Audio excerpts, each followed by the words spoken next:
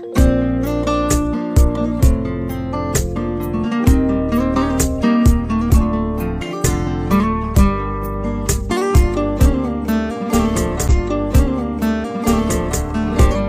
មផឹក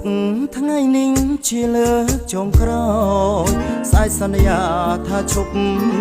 ផឹកហើយមិនអោយប្រពន្ធខឹងទេលាមិត្តលាភ័ក្រធ្លាប់ជុំរយៈទាំងដាំងថ្ងៃដាំងខែកែវស្រាបដូរទៅកែវតា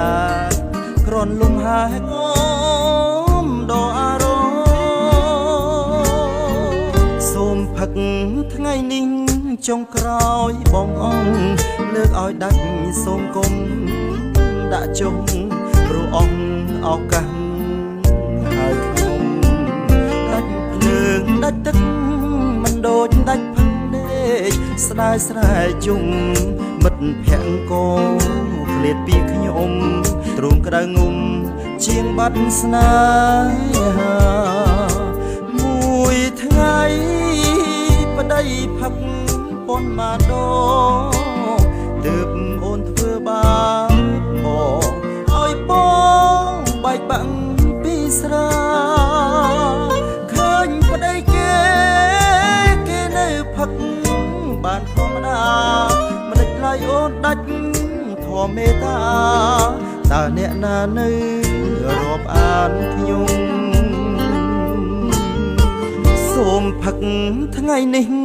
លាមិត្តសំឡាញ់ផឹកថ្ងៃក្រោយជួយជ្រោចឲ្យអញអរគុណសំឡាញ់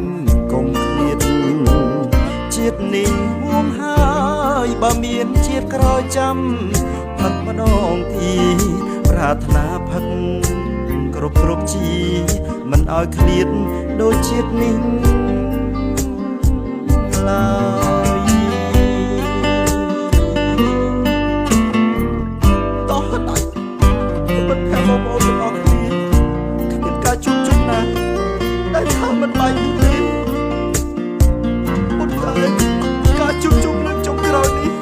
ខ្ញុំសូមឲ្យបងប្អូនទាំងអស់គ្នាលើកដាច់ព្រមគ្នាតាមបានអត់